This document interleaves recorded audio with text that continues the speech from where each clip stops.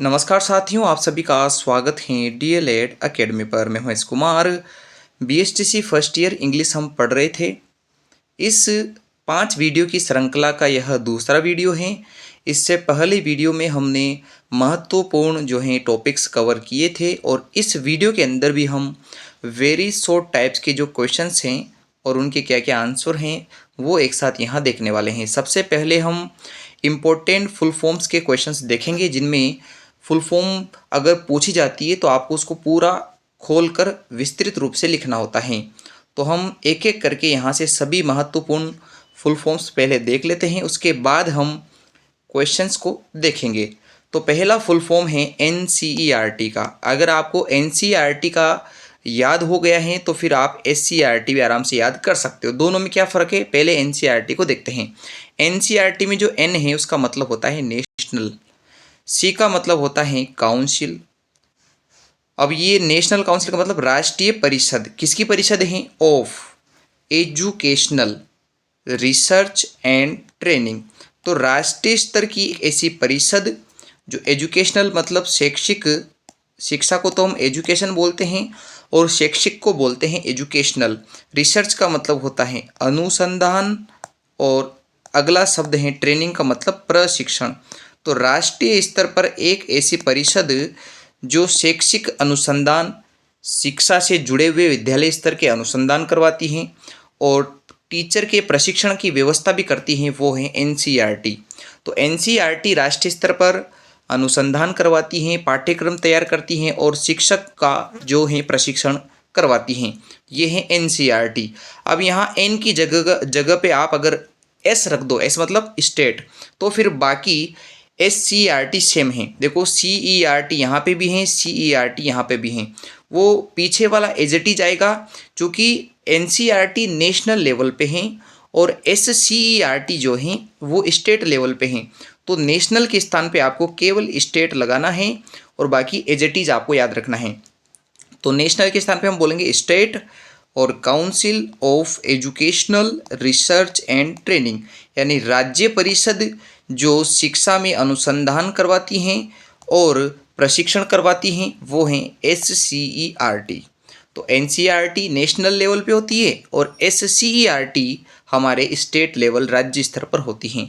अब बात करते हैं एससीईआरटी के पूर्व रूप को, जिसको हम एसआईईआरटी कहा करते थे।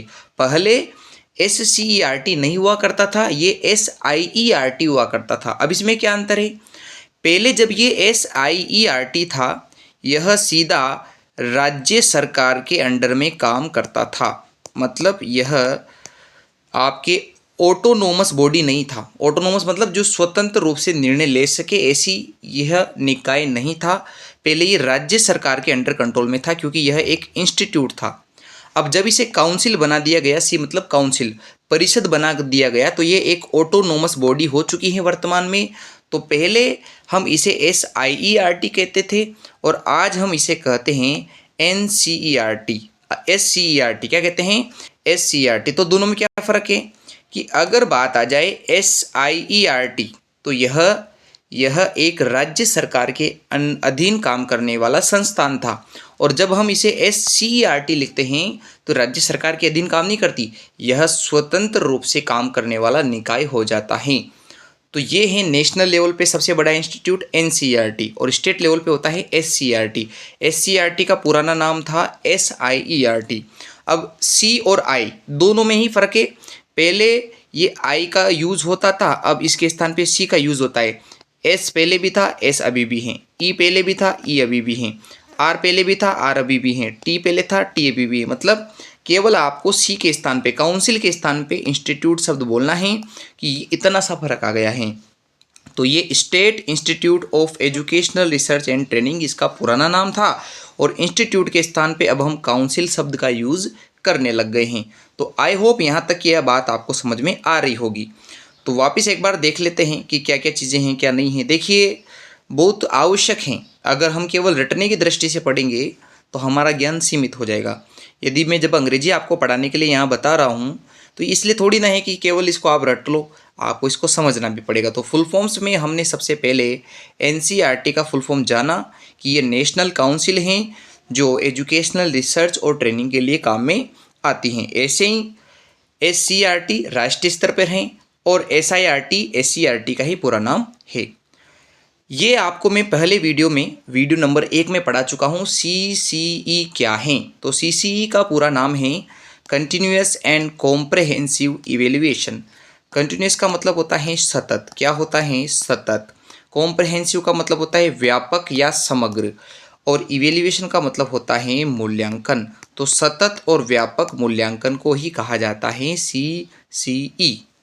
आगे बात करते हैं डाइट। अब ये डाइट वो खाने वाली डाइट नहीं है कि आपको कितना कम खाना है, ज़्यादा खाना है, कितना खाना चाहिए, ये वाली डाइट नहीं। ये डाइट का मतलब है डिस्ट्रिक्ट लेवल पर शिक्षा का सबसे बड़ा इंस्टीट्यूट। तो आपने नेशनल लेवल पे पढ़ा था NCERT, स्टेट लेवल पे आपने पढ़ा है SISCERT, और अब आप पढ़ रहे हो डाइट जो डिस्ट्रिक्ट लेवल पे हैं। तो district institute of education and training. तो जिला संस्थान किसके लिए? शिक्षा और प्रशिक्षण के लिए। तो जिला स्तर पर शिक्षा और प्रशिक्षण दोनों के लिए जो संस्थान है उसे कहा जाता है डाइट। तो डाइट का पूरा नाम क्या हुआ? District institute of education and research. अब हम पहले तो एजुकेशनल बोल रहे थे, यहाँ पे एजुकेशन बोल रहे हैं। क्या अंतर है? देखो अंतर क्या है। जब भी ERT एक साथ आपको सुनाई दे, जब भी किसी फुल फॉर्म में ERT या ERT एक ही चीज़ है, किसी भी फुल फॉर्म में ERT दिखाई देवे, वहाँ E का मतलब एजुकेशनल होता है। और किसी फुल फॉर्म में आपको केवल ET दिखाई दे, बीच में R नहीं लगा हो, तो वहाँ E का मतलब एजुकेशनल नहीं होकर E का मतलब होता है एजुकेशन। तो आपको सीधा सा याद रखना है कि district institute of education and training इसका सही नाम है। आगे बढ़ते हैं। ये भी मैं आपको पढ़ा चुका हूँ वीडियो नंबर 1 के अंदर, जो था NCF 2005। तो NCF का आपको पूरा नाम पूछता है। तो NCF का मतलब होता है, N का मतलब नेशनल, C का मतलब करिकुलम, F का मतलब फ्रेमवर्क। तो अंग्रेजी में तो इसका नाम आपको पता लग गया। हिंदी में क्या कहा जाता है? राष्ट्रीय। करिकुलम का मतलब होता है पाठ्यचर्या, और फ्रेमवर्क का मतलब होता है रूपरेखा। तो राष्ट्रीय पाठ्यचर्या रूपरेखा, नेशनल करिकुलम फ्रेमवर्क, ये होता है NCF। और NCF नेशनल लेवल पे होता है। इसी का एक रूप है SCF। इसका मतलब होता है स्टेट करिकुलम फ्रेमवर्क। स्टेट का मतलब राज्य, और यहाँ बन जाएगा करिकुलम का मतलब पाठ्यचर्या, और फ्रेमवर्क का मतलब बन जाएगा रूपरेखा। तो स्टेट करिकुलम फ्रेमवर्क ये तो बन गया SCF, और जबकि नेशनल करिकुलम फ्रेमवर्क ये बन गया आपका NCF। ये दोनों बातें भी आपको पता लग गई होगी। तो इस पहले पेज में जितनी भी फुल फॉर्म्स आपने अभी तक देखी हैं, सारे ही सबसे ज़्यादा पूछे जाने वाली चीज़ें हैं। तो हमने एक एक करके वो देख ली हैं। अब बढ़ते हैं अगली फुल फॉर्म पर। अब जैसे आपने पढ़ा था NCF, अब NCF के पीछे लगाए TE। तो जब भी किसी भी फुल फॉर्म पीछे TE लग जाए, वो होता है टीचर एजुकेशन। जैसे अगली फुल फॉर्म में भी TE लग रहा है, ये भी टीचर एजुकेशन है, और NCF के पीछे भी TF लग रहा है। तो NCF का तो आप नाम लिख ही दोगे। NCF का मतलब नेशनल करिकुलम फ्रेमवर्क, राष्ट्रीय पाठ्यचर्या रूपरेखा। अब किसके लिए है राष्ट्रीय पाठ्यचर्या रूपरेखा? अगर वो टीचर एजुकेशन, शिक्षा के लिए है। टीचर एजुकेशन का मतलब क्या होता है? शिक्षक, और एजुकेशन का मतलब होता है शिक्षा। तो ऐसी पाठ्यचर्या रूपरेखा जो शिक्षकों की शिक्षा के लिए हैं, उसे हम कहते हैं NCF TE। और अगर NCTE की बात करें तो NCTE का मतलब होता है national council for teacher education, राष्ट्रीय परिषद किसके लिए? टीचर एजुकेशन के लिए, शिक्षा के लिए। तो आपको मैंने दोनों चीज़ें यहाँ बता दी हैं कि अगर पूछे NCF TE, क्या पूछे आपसे? NCF TE, तो TE का मतलब होता है टीचर एजुकेशन, और ऐसे ही NCTE में भी TE का मतलब टीचर एजुकेशन ही है। तो T टीचर एजुकेशन होता है, TE टीचर एजुकेशन होता है। NC का मतलब नेशनल काउंसिल, और किसके लिए है? Teacher education. ऐसे ही NCF का मतलब आपको पहले से पता है, नेशनल करिकुलम फ्रेमवर्क, और किसके लिए है? For teacher education. तो ये बहुत ही आसानी से याद होने वाली चीज़ें हैं। एक तरीका तो ये है कि आप इसको रटो, दूसरा तरीका है कि इसको समझ लो कि भाई TE जहाँ भी दिखाई देगा उसका मतलब टीचर एजुकेशन लगा देंगे। NCF का नाम हम जानते हैं, और NCF किसके लिए? 4 लगा देंगे बीच में। ऐसे यहाँ भी 4 लगा दिया। अब देखते हैं ESL। आपको ESL के बारे में भी जानना है। ESL का मतलब English as second language. Bharat में अंग्रेजी प्रथम भाषा के रूप में नहीं पढ़ाई जाती, दूसरी भाषा, द्वितीय भाषा के रूप में पढ़ाई जाती हैं। तो ई का मतलब इंग्लिश, और एस का मतलब सेकेंड, और एल का मतलब लैंग्वेज। तो अंग्रेजी भारत में दूसरी भाषा के रूप में पढ़ाई जाती हैं। तो इंग्लिश एज किसके रूप में? एज का मतलब इस रूप में। तो इंग्लिश इस रूप में पढ़ाई जाती है दूसरी भाषा के रूप में। ठीक है, आगे हैं ELT। ई का मतलब इंग्लिश, एल का मतलब लैंग्वेज, टी का मतलब टीचिंग। तो इंग्लिश लैंग्वेज टीचिंग, अंग्रेजी भाषा शिक्षण, इसको कहते हैं ELT। जबकि ESL का मतलब क्या है? English as a second language, दूसरी भाषा के रूप में अंग्रेजी भाषा, क्योंकि प्राथमिक भाषा मातृभाषा होती है। यहाँ तक कि आपको पता लग गया होगा। अब देखते हैं, ये एक कार्यक्रम जो राजस्थान सरकार ने चलाया था क्वालिटी एजुकेशन के लिए। तो QE का मतलब होता है क्वालिटी एजुकेशन, टी का मतलब आपको मैंने क्या कहा था? टीचर एजुकेशन, और QE का मतलब होता है क्वालिटी एजुकेशन। तो स्टेट रूप पर ऐसी इनिशिएटिव जो क्वालिटी एजुकेशन के लिए था उसे कहा जाता है SIQE। एक बार वापस देखते हैं। एस का मतलब स्टेट, बोले तो राज्य। आई का मतलब होता है इनिशिएटिव, पहल। फोर, अब ये राज्य पहल किसके लिए थे? तो यहाँ लिख लेते हैं राज्य, और इनिशिएटिव का मतलब होता है पहल, और ये पहल किसके लिए है? क्वालिटी एजुकेशन, गुणवत्तापूर्ण शिक्षा के लिए। तो राजस्थान सरकार ने गुणवत्तापूर्ण शिक्षा की एक पहल लगाई है जिसका नाम है SIQE। क्या नाम है? SIQE। तो SIQE का मतलब होता है state initiative for quality education, राज्य पहल फॉर क्वालिटी एजुकेशन। तो राज्य पहल गुणवत्तापूर्ण शिक्षा हेतु। अगर आपको हमारा चैनल पसंद आ रहा है, हमारा यूट्यूब चैनल, तो आप इसे सब्सक्राइब ज़रूर कीजिए, क्योंकि यहाँ केवल फ्री एजुकेशन और क्वालिटी एजुकेशन पर बल दिया गया है। रटने वाला कॉन्सेप्ट यहाँ नहीं है। आपको केवल आप जो हैं परीक्षा उपयोगी चीज़ें यहाँ तैयार करके जानी हैं। किसी को भी फेल नहीं होना है, हमारा उद्देश्य है आपके सपनों तक आपको ज़रूर पहुँचाएं। अगला है MT। देखो, MT का मतलब होता है, M का मतलब मदर और T का मतलब टंग, मातृभाषा। इसका मतलब क्या होता है? मातृभाषा। तो घर की जो भाषा होती है, घर की बोलचाल की भाषा, वो है MT, मातृभाषा।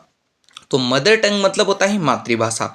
ऐसे होता है कि विशेष बच्चे, जैसे प्रतिभाशाली बच्चे, अपराधी बच्चे, इसके अलावा दिव्यांग बच्चे, पिछड़े बच्चे, कमज़ोर बच्चे, इनको CWSN कहा जाता है। अभी CWSN क्या है?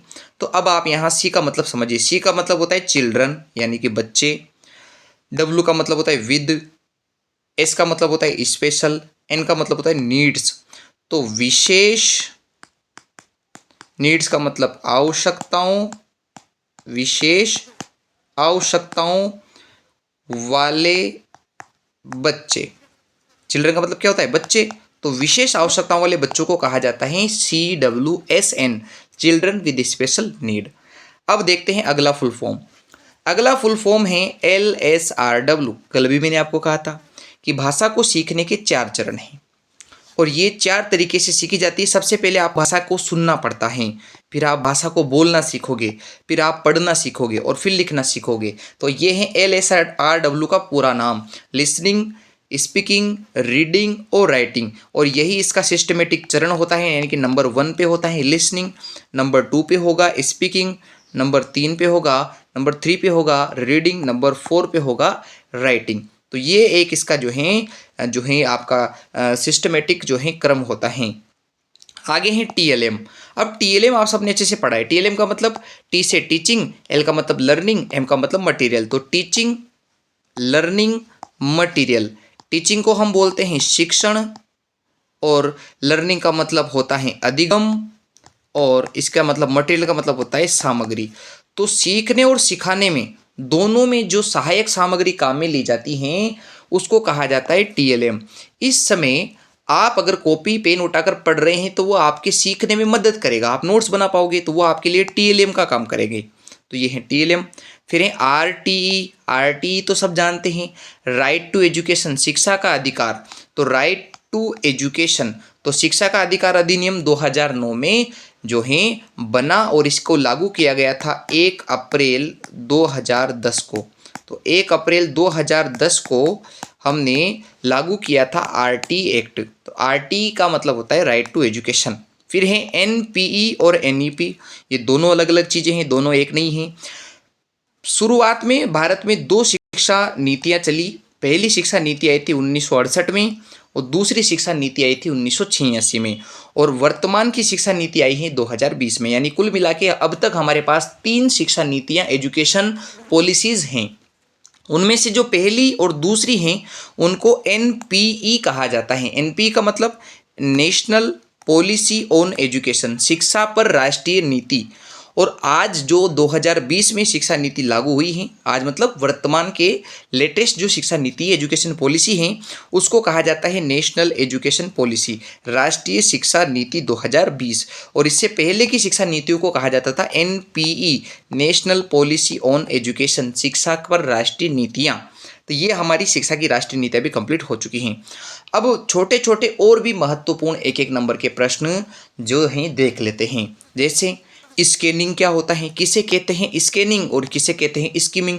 इन दोनों में से एक प्रश्न या दोनों ही 2 नंबर में या एक एक नंबर के 2 प्रश्न पूछ लिए जाते हैं। अब ये तो आप फिक्स करके जाइए कि दोनों में से एक प्रश्न तो आपके पेपर में छपेगा ही छपेगा, चाहे वो स्कैनिंग पूछे चाहे स्कीमिंग पूछे। अब अंतर क्या है, जब भी हम स्कैन कर रहे हैं, स्कैन का मतलब मोटा मोटा देख रहे हैं, ऊपर ऊपर देख रहे हैं, हर चीज़ नहीं देखते हैं। तो स्कैन करने का मतलब होता है केवल महत्वपूर्ण सूचना, महत्वपूर्ण टुकड़ा जो सूचना का है उसे देखना। तो मतलब it is a type of rapid reading, rapid की जगह फास्ट शब्द भी यूज कर सकते हैं। यह एक तरीका होता है, it is a type of, किसका तरीका है, रैपिड रीडिंग, जल्दी जल्दी पढ़ने का। यह तो एक फास्ट रीडिंग का तरीका है। फॉर किसके लिए है, स्पेसिफिक, विशेष, पीस, टुकड़ा, ऑफ इंफॉर्मेशन। तो एक पूरी सूचना का एक छोटा सा महत्वपूर्ण टुकड़ा अगर आप देखते हो तो वो टुकड़ा देखना कहलाता है स्कैनिंग। यानी कि जब हम डिक्शनरी सर्च करते हैं उस समय हम हर चीज़ को नहीं देखते हैं, हमें जो स्पेसिफिक इंफॉर्मेशन का पीस चाहिए हम उसे देखते हैं। तो इंफॉर्मेशन के छोटे से टुकड़े को, महत्वपूर्ण टुकड़े को ढूंढना या देखना, ये होता है स्कैनिंग, और ये एक रीडिंग का टाइप है। तो रीडिंग फास्ट करना और उसमें भी स्पेशल चीज़ देखना जो आपके इंफॉर्मेशन का एक छोटा सा पीस होगा, वो है स्कैनिंग। और एक होता है स्कीमिंग। स्कीमिंग का मतलब होता है कि हर चीज़ को नहीं पढ़ेंगे, महत्वपूर्ण समरी, जैसे आपने पूरी 10 लाइनें आपको बाद में पढ़नी पड़ती है, आपको अगर 10 लाइनों की समरी 1-2 लाइनों में सुना दी जाए तो वो है स्कीमिंग। यानी कि जब आप न्यूज़पेपर पढ़ते हो तो पहले जब आप हेडिंग पढ़ रहे हो वो एक समरी है कि अंदर क्या हुआ होगा, उसका एक बेसिक आइडिया आपको ऊपर से लग जाता है। तो केवल मेन आइडिया या मेन समरी जानने के लिए जब हम रैपिड रीडिंग करते हैं, फास्ट रीडिंग करते हैं, तो वो है स्कीमिंग। और जब हम स्पेशल छोटी सी सूचना को देखते हैं तो वो है स्कैनिंग। तो स्कैनिंग डिक्शनरी पढ़ते टाइम पे होता है और स्कीमिंग अखबार पढ़ते टाइम पे होता है। दोनों ही फास्ट रीडिंग, रैपिड रीडिंग का एक तरीका है। तो it is a method of rapid reading, यह जल्दी जल्दी पढ़ने का एक तरीका है। टू गेट, प्राप्त करने के लिए, ओनली मेन आइडिया और summary of the text, text मतलब जो लिखा हुआ है उसमें से जो मेन समरी या मेन आइडिया है केवल उसे ही देखने के लिए हम स्कीमिंग करते हैं। तो 2 चीज़ें तो आपको समझ में आ गई होगी। अब आ जाता है मोनोप्थोंग्स, डिप्थोंग्स। अब ये क्या है, इसको मैं आपको पहले नीचे से समझा देता हूँ कि ये चीज़ क्या है। क्योंकि देखो, जब तक आप इसको ये नहीं पढ़ोगे कि ये क्या क्या है, तब तक आप इसे समझ नहीं पाओगे। तो हम पहले एक बार ये समझ लेते हैं साउंड्स। अब ये साउंड क्या है, पहले इसको एक एक करके देखेंगे। अंग्रेजी भाषा में टोटल जो उच्चारण की ध्वनियाँ हैं, साउंड्स हैं, वो हैं 44। तो अगर हमारे पास प्रश्न पूछे, क्वेश्चंस पूछे कि बताओ total number of sounds in English, कितने साउंड्स होते हैं अंग्रेजी भाषा में, तो हमें बताने हैं 44। इनमें से वावेल साउंड, स्वर ध्वनियाँ कितनी हैं, 20 हैं, बोले तो 20 हैं। और कॉन्सोनेंट साउंड्स बोले तो व्यंजन ध्वनियाँ कितनी हैं, वो हैं हमारे पास 24। तो 20 और 24 दोनों को ऐड करेंगे, कितने हो गए, 44, बोले तो 44। अब अगर इन 20 में 2 प्रकार बना दे, इन 20 में स्वतंत्र स्वर और मिश्रित स्वर बता दे, तो स्वतंत्र स्वर जो मोनोप्थोंग होते हैं वो हैं 12 और जो डिप्थोंग बोले तो मिश्रित होते हैं, जिनको ग्लाइड भी कहा जाता है, वो हैं हमारे पास 8। तो 20 को दो टुकड़ों में बांट दिया, 12 और 8। जो 12 हैं वो स्वतंत्र हैं, सिंगल हैं, वो हैं मोनोप्थोंग्स, और जो 8 हैं वो मिश्रित हैं, वो ग्लाइड्स हैं, वो हैं 8। तो ये आपको समझ में आ गया होगा कि अंग्रेजी में टोटल 44 साउंड्स हैं, उनमें से 20 वावेल हैं, 24 कॉन्सोनेंट हैं, और 20 में से भी 12 हैं मोनोप्थोंग्स बोले तो सिंगल वावेल साउंड्स, और डबल या मिक्सचर ऑफ जो है मोनोप्थोंग्स वो हैं डिप्थोंग्स हमारे पास 8। अब इसको वापस वहाँ ही जाकर एक बार देख लेते हैं कि ये क्या है। अब आपको तुरंत ही समझ में आ जाएगा। अब आपसे कह रहा है कि बताइए मोनोप्थोंग क्या है। तो मोनोप्थोंग होते हैं सिंगल वावेल साउंड्स। तो स्वतंत्र जो हैं स्वर ध्वनियाँ वो कहलाती हैं मोनोप्थोंग, और ये कितनी है टोटल 12 हैं। ऐसे डिप्थोंग या ग्लाइड्स क्या होते हैं। तो अ कॉम्बिनेशन, एक प्रकार का कॉम्बिनेशन, मतलब कि दो से अधिक, दो या दो से अधिक जो स्वर ध्वनियाँ हैं 12 वाली, इनमें से अगर हम इनको आपस में ऐड कर दें तो जो बन के आएगा वो है कहलाता है हमारे डिप्थोंग। तो डिप्थोंग या ग्लाइड्स होते हैं एक प्रकार का combination of vowel sounds, two vowel sounds, और ये होते हैं टोटल 8। तो 8 ध्वनियाँ तो हैं डिप्थोंग और मोनोप्थोंग हैं 12। अब देखते हैं कॉन्सोनेंट क्लस्टर। ये भी कई बार पूछ लिया कि कॉन्सोनेंट क्लस्टर क्या होता है। देखो, जब दो व्यंजन एक प्रकार की ध्वनि प्रोड्यूस करें वो है कॉन्सोनेंट क्लस्टर। वेन, जब वन साउंड, एक ध्वनि is given by two consonant, दो व्यंजनों के द्वारा एक ही ध्वनि को प्रोड्यूस किया जाए, और sounds are called consonant cluster, वो कहलाता है कॉन्सोनेंट क्लस्टर। अगला है राइम्स। तो राइम्स पोएम्स आप सब जानते हो, छोटे बच्चों की जो शॉर्ट पोएम्स होती है, संक्षिप्त कविताएं होती है, उनको राइम्स कहा जाता है। तो short poems for children are known as rhymes. तो जो छोटी छोटी कविताएं होती है बच्चों के लिए, उनको कहा जाता है राइम्स। ये भी आपको समझ में आ गया होगा। मैं यहाँ एक भी चीज़ आपको रटने के लिए फोर्स नहीं कर रहा हूँ। मेरा उद्देश्य है कि जब मैं अंग्रेजी पढ़ाता हूँ तो एक तो तरीका है कि आप जो पासबुक्स में, बुक्स में या फिर सीरीज़ वगैरह में लिखा हो ऐसा पढ़ सकते हो। दूसरा तरीका है कि उनको हम समझ भी सकते हैं, जैसा सीरीज़ में हो वो गलत नहीं है, पर हम उसे समझ कर पढ़े तो और अच्छा समझ में आता है। जैसे अब आपने पढ़ा था कि लैंग्वेज की 4 स्किल होती हैं, LSRW। अब ये LSRW जो होते हैं ये अलग अलग प्रकार से बांटे रहते हैं। जैसे प्राइमरी स्किल, प्राइमरी का मतलब होता है प्राथमिक कौशल। क्या कहलाते हैं प्राथमिक। कई बार प्राथमिक को मुख्य कौशल भी कहा जाता है। अब ये प्राथमिक और मुख्य कौशल क्या है, प्राइमरी स्किल्स क्या हैं। देखिए, जब भी किसी भाषा को सीखने की बात आती है तो ऐसी दो चीज़ें 4 में से जिनको सीखे बिना आगे की चीज़ें नहीं सीख सकते। तो जब तक आप लिसनिंग और स्पीकिंग बोले तो सुनना और बोलना नहीं सीखेंगे तब तक रीडिंग और राइटिंग नहीं आ सकती। तो लिसनिंग और स्पीकिंग, इन दोनों को ही कहा जाता है प्राथमिक कौशल या मुख्य कौशल, प्राइमरी स्किल्स। तो लिसनिंग और स्पीकिंग ये तो हो गए आपके प्राथमिक कौशल। अब बचे हुए जो रीडिंग और राइटिंग हैं इनको कहा जाता है सेकेंडरी या गौण कौशल। सेकेंडरी का मतलब होता है द्वितीयक। सेकेंडरी का मतलब क्या होता है हिंदी में, द्वितीयक, या द्वितीयक ना बोले तो उनको बोला जाएगा गौण कौशल। तो गौण कौशल या द्वितीय कौशल होते हैं 2, और ये हैं रीडिंग और राइटिंग। रीडिंग और राइटिंग यानी कि बोलना, मतलब पढ़ना और लिखना। पढ़ना लिखना बाद में होता है, पहले लिसनिंग और स्पीकिंग होता है। अब आ जाते हैं रिसेप्टिव और प्रोडक्टिव स्किल। तो रिसेप्टिव और प्रोडक्टिव क्या है इसको भी समझते हैं। जैसे प्राथमिक और द्वितीयक आपको समझ में आ गया। अब रिसेप्टिव और प्रोडक्टिव समझने के लिए आपको रिसेप्टिव का मतलब समझना है। रिसेप्टिव का मतलब होता है ग्राह्य कौशल। ऐसी चीज़ें जो आपके अंदर जा रही हैं, वो ऐसे स्किल। देखो, जब हम कुछ सुनते हैं तो चीज़ें हमारे अंदर जा रही हैं, जब हम पढ़ते हैं तो चीज़ें अंदर जाती हैं। मतलब लिसनिंग और रीडिंग ये दोनों होते हैं रिसेप्टिव स्किल, ग्राह्य कौशल। इसका उल्टा होता है प्रोडक्टिव स्किल, जिसको कहा जाता है उत्पादन कौशल। क्या कहा जाता है, उत्पादन कौशल। उत्पादन मतलब कुछ ना कुछ चीज़ बाहर निकल रही हैं। जैसे स्पीकिंग, बोलेंगे तो चीज़ें बाहर आएगी, लिखेंगे तो चीज़ें बाहर आएगी, मतलब जो आपके मन में विचार है वो बाहर आ रहे हैं, चाहे वो बोलने के थ्रू आ रहे हो चाहे लिखने के थ्रू आ रहे हो। तो स्पीकिंग और राइटिंग ये दोनों होते हैं प्रोडक्टिव स्किल। तो मैंने चारों आपको समझा दिए हैं कि प्राथमिक और द्वितीयक में अंतर हैं। जिनको सीखना जरूरी है वो हैं प्राथमिक, और जिनके सीखने से दूसरी चीज़ें आएगी वो हैं द्वितीयक। रिसेप्टिव मतलब जिनको ग्रहण किया जाता है अंदर की ओर, वो हैं लिसनिंग रीडिंग, और जिनको बाहर की ओर प्रोड्यूस किया जाता है वो हैं स्पीकिंग राइटिंग प्रोडक्टिव स्किल। अब देखते हैं लैंग्वेज के बेसिक स्किल कितने होते हैं। तो बेसिक स्किल आपको हमने बताई दिए 4 होते हैं। There are 4 basic skills of a language. एक भाषा को सीखने के 4 जो हैं मुख्य कौशल होते हैं। लिसनिंग, स्पीकिंग, रीडिंग और राइटिंग। लिसनिंग का मतलब श्रवण, बोले तो सुनने वाला कौशल। स्पीकिंग का मतलब होता है वाचन, बोलने वाला कौशल। रीडिंग का मतलब होता है पठन, बोलने वाला कौशल। और लेखन का मतलब होता है आपके लिखने वाला कौशल। अब ये तो हो गए स्किल्स के बारे में बात, मोनोफ्थोंग डिप्थोंग, या आपने सब समझ लिया। अब अगर आपसे मैं पूछूं कि कोई भी जो एक्टिविटी होती है वो उसकी सबसे बड़ी आवश्यकता क्या है। जब हम कोई भी एक्टिविटी कराते हैं तो किसके लिए हो रही एक्टिविटी, तो एक्टिविटी क्लियरिटी मांगती है उद्देश्य की। बिना कि उद्देश्य की स्पष्टता से हम एक्टिविटी नहीं करवा सकते। हमारा पर्पज फिक्स है, हमारा पर्पज क्लियर है, तब जाकर हम कोई एक्टिविटी कराते हैं। यानी कोई भी एक्टिविटी की रिक्वायरमेंट तब है जब उसका कोई पर्पज है। बिना पर्पज के कोई भी एक्टिविटी नहीं होती है। आगे देखते हैं 3 लैंग्वेज फॉर्मूला। 3 भाषा का सूत्र, त्रिभाषा सूत्र किसने दिया।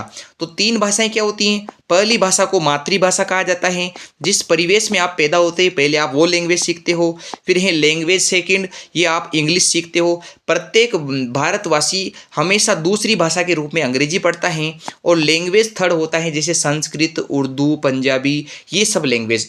तो मातृभाषा प्रथम भाषा, इंग्लिश सेकेंड लैंग्वेज, और लैंग्वेज थर्ड में हम अन्य भारतीय भाषाओं को पढ़ते हैं। तो ये 3 लैंग्वेज फॉर्मूला जो हैं वो किसने दिया था, वो दिया था कोठारी कमीशन ने, कोठारी आयोग ने 1964 से 66 के बीच में। और ये कोठारी आयोग कहलाता है शिक्षा आयोग, एजुकेशन कमीशन। तो कोठारी आयोग को एजुकेशन कमीशन भी कहा जाता है। और ये कब बना है, 1964 से 1966 में। और इसने 3 लैंग्वेज फॉर्मूला भी दिया है। साथ ही में 10+2+3 जो 10वीं 12वीं और कॉलेज करने का जो फॉर्मूला है कि शुरू के 10 साल कक्षा 10 तक पढ़ाएं, फिर अगले 2 साल 12वीं करवाएं, अगले 3 साल कॉलेज पढ़ाना है, ये भी कोठारी कमीशन के द्वारा ही दिया गया फॉर्मूला है। फिर छोटे छोटे और प्रश्न हैं कि जैसे बताओ इंडिया बिकेम फ्री, भारत आज़ाद कब हुआ। तो 15 अगस्त 1947 को हुआ, यानी ऑन 15 अगस्त 1947। फिर है बैटल ऑफ प्लासी, प्लासी का युद्ध कब हुआ, इन 1757, 1757 में यह युद्ध हुआ। फिर है first prime minister of India, Bharat के पहले प्रधानमंत्री कौन हैं, वो हैं पंडित जवाहरलाल नेहरू।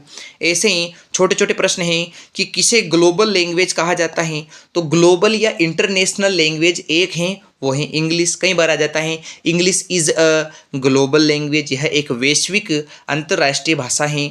फिर ऐसा कौन सा व्यक्ति है जो 1834 से पहले भी अंग्रेजी को एडवोकेट करता था, एडमायर करता था, सराहना करता था, अंग्रेजी पढ़ने के बारे में प्रशंसा करता था। तो वो व्यक्ति हैं राजा राम मोहन राय।